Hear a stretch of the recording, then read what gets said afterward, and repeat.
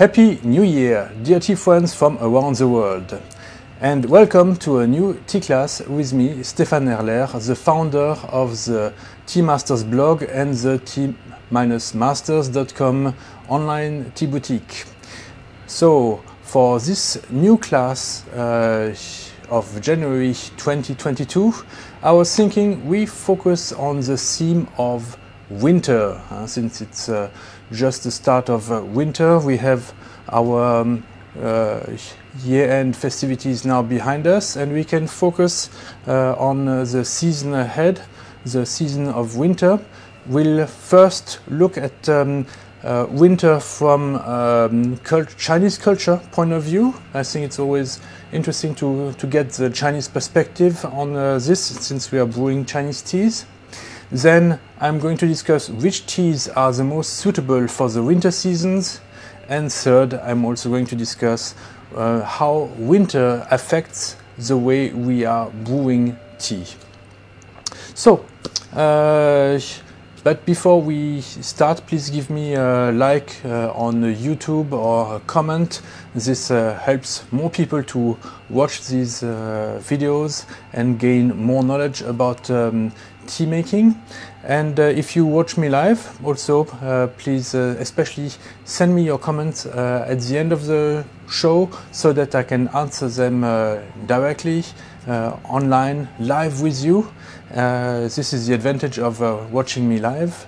But anyway, if you are on YouTube, you can. There's also other advantages, like being able to flip through the old shows with search section. You can watch a lot of content I've posted now in the last 2 years. So I hope you are finding these shows interesting and that you are learning something. So let's start with the theme of winter, Dongtian in Chinese. And as you can see, I'm already in a very wintry mood.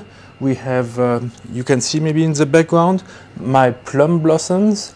Plum blossoms really are the number one plant that is a symbol for winter for the Chinese. It goes Meilan Juju, so plum blossoms, orchids, bamboo, and chrysanthemum for the 4 seasons, 4 plants for 4 seasons. So we have plum blossoms for winter, orchids for spring, we have bamboo for summer, and chrysanthemum for the fall season. But for winter, there's also another set of plants called the 3 friends, the 3 friends of the mandarin, of the gentleman, of the Chinese gentleman. And these 3 friends are pine. So you see, I also have a pine here. Of course, plum blossoms, and also plum blossoms here, and bamboo. Wait a minute. Wasn't bamboo supposed to be the symbol for summer? How come now it's also associated with winter in these 3 friends: pine, plum blossoms, and bamboo? Scratching my head.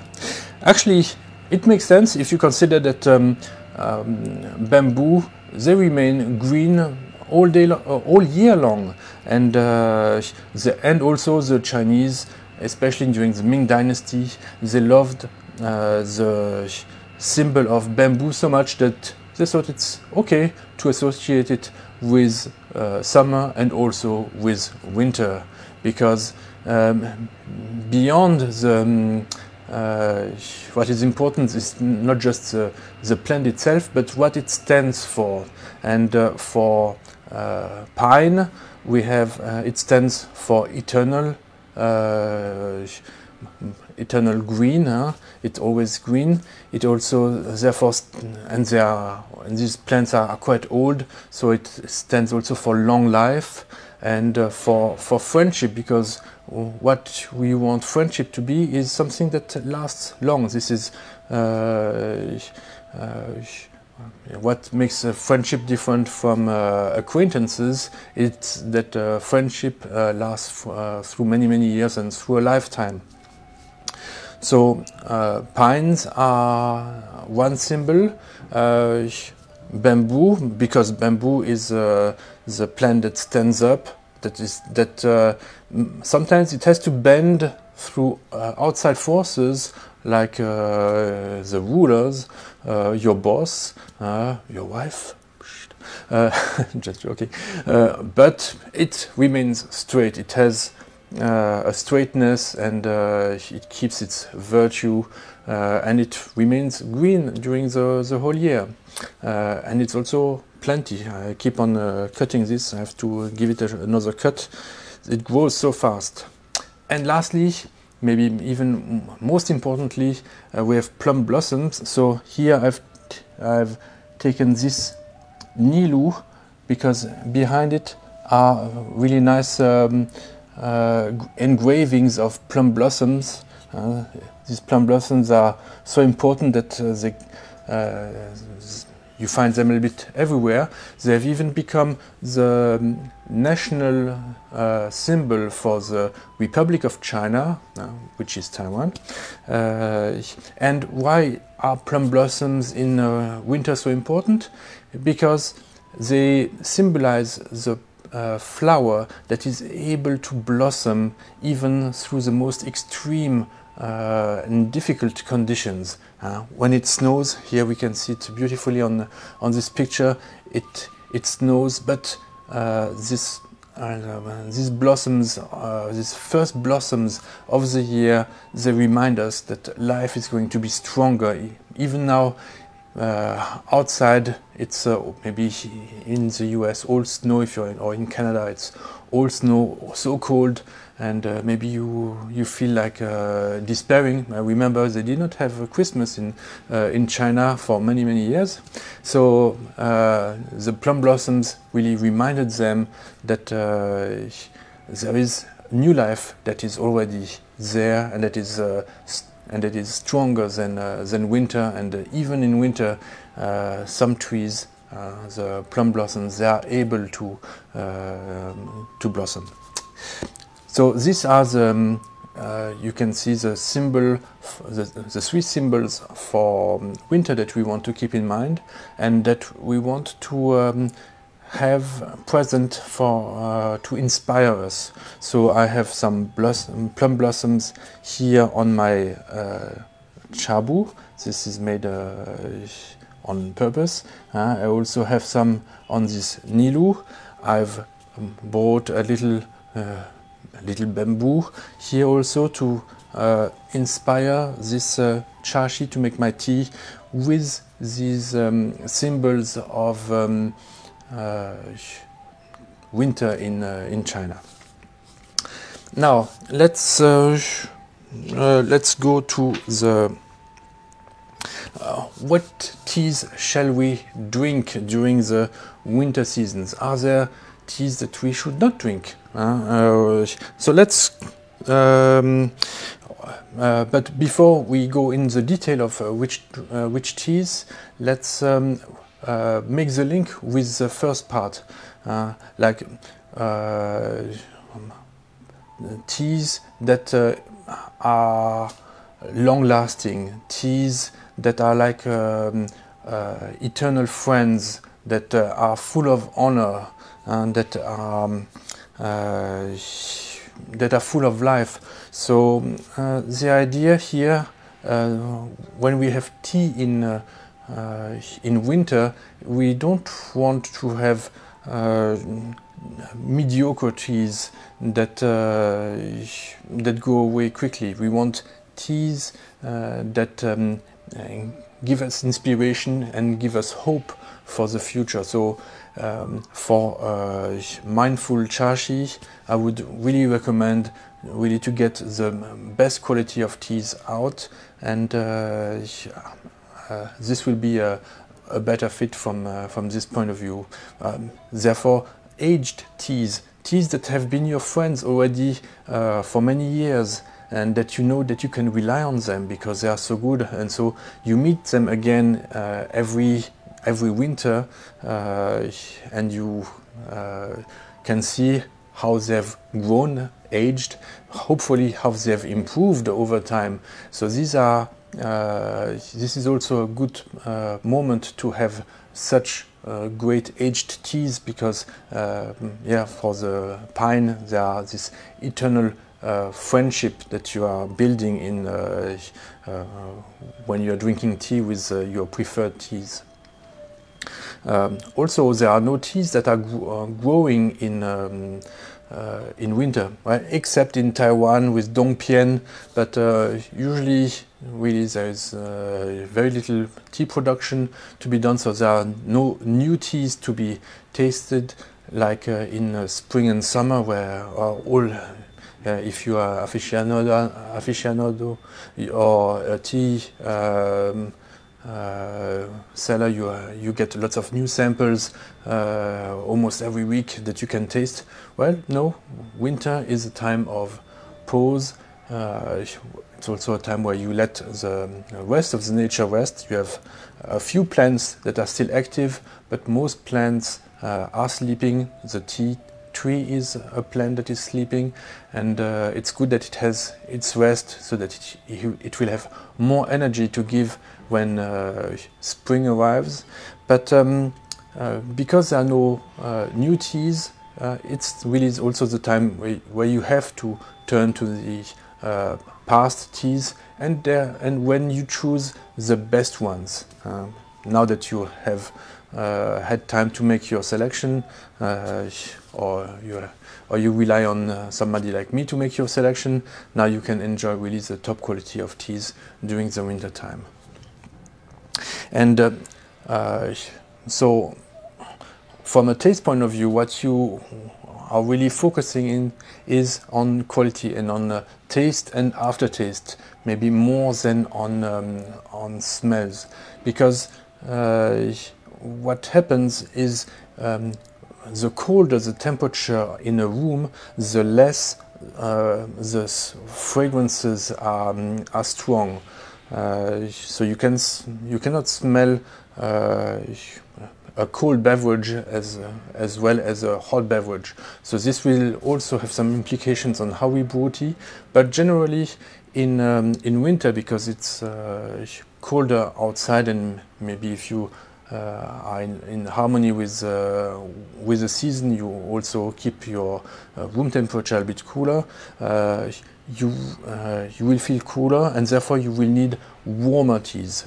So now let's turn our attention to which teas will bring the most warmth.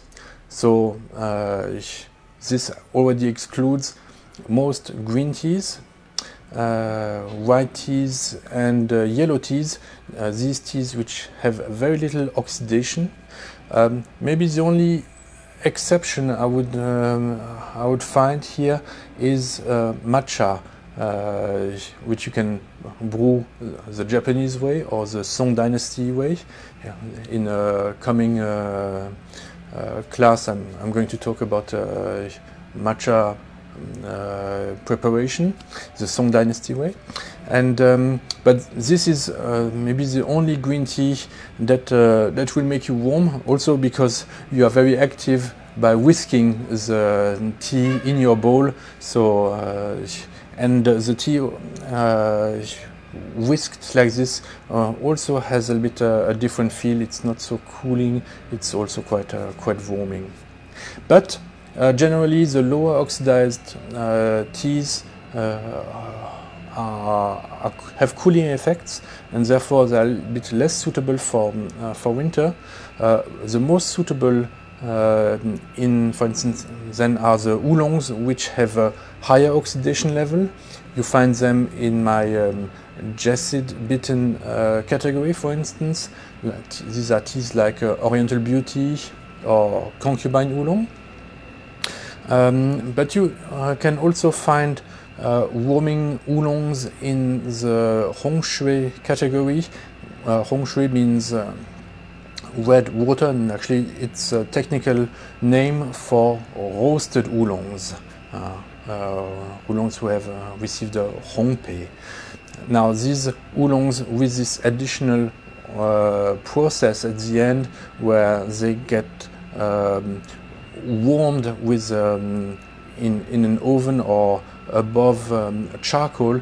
This process adds a warmer feeling. It also adds a bit of sweetness, and it can protect the freshness of the leaves. So if it's really well done, it can be more complex than regular fresh oolong, and this complexity, this quality can be very well appreciated, I think, in the winter time. Then we have pours.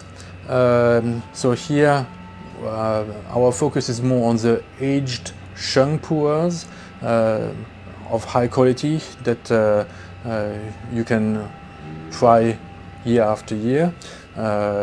One I like particularly, and I think it's developing very well, is my 1999 75 42. Lots of figures, I apologize. This one is really aging well, so I've had it for many years, and I really like the way it's improving and getting finer and finer, having more and more elegance.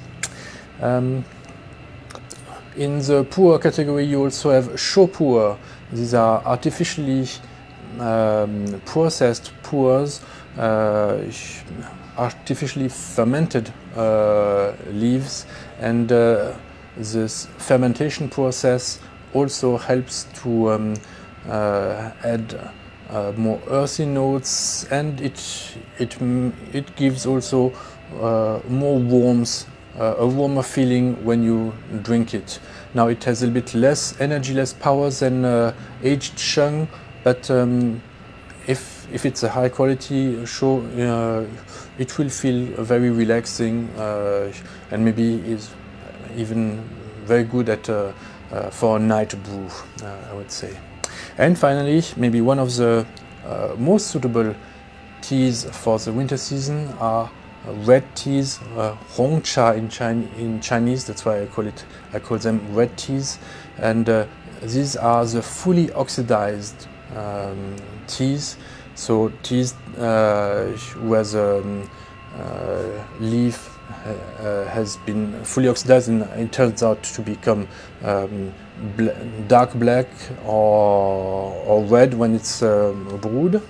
And these teas really are very not only very fragrant, but they also have a lot of sweetness when well done, and especially now since 15 years there is a new trend towards high quality red teas that are whole leaf, and these whole leaves, this ensures that the leaves are not astringent and have a natural sweetness, and this is the one that I'm going to brew in a few seconds with you on Facebook. This is my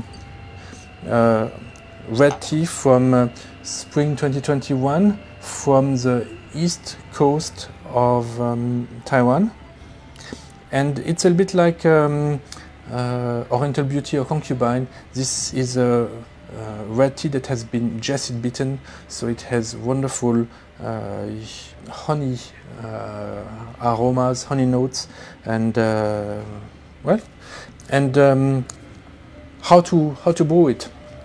So now we go to the third part of today's class. How does winter affect the way we brew tea during this season? Now the big difference is that it's cold, and therefore we have to make sure that our brewing vessels and our cups are quite warm.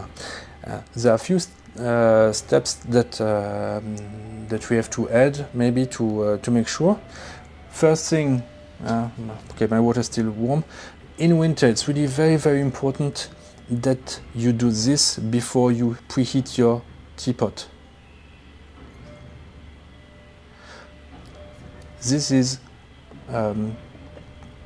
this will help preheat the outside of the teapot, and only then would you preheat the teapot, because this will prevent a thermic shock.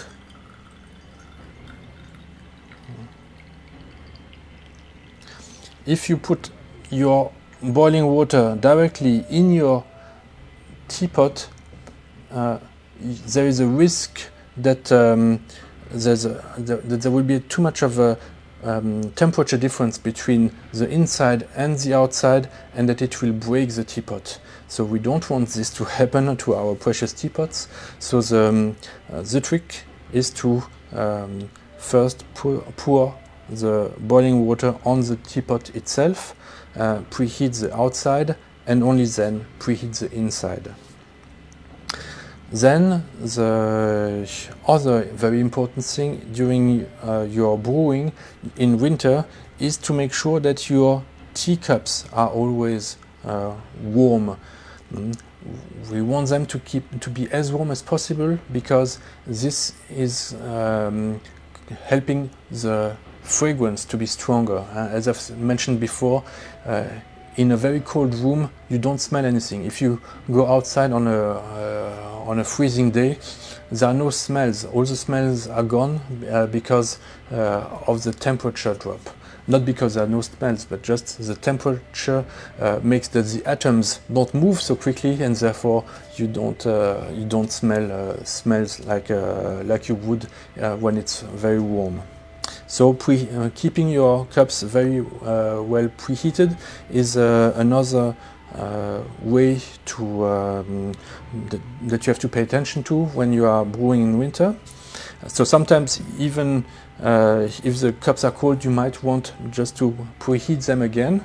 And finally, the last advice I'd give is to use an Yixing teapot rather than porcelain. Porcelain is a great vessel. It is, I would say, you can use porcelain for any type of tea, but Yixing has an advantage over porcelain that is really crucial in winter. It's that it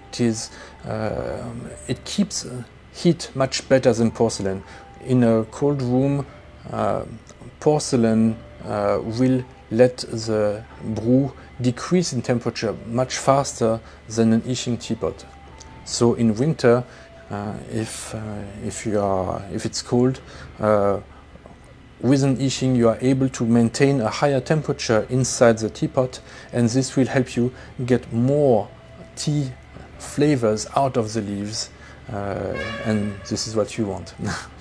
Okay, these are basically all my advice for winter regarding the spirit we want to be, which teas we want to drink, and some practical advice on how we want to brew these teas.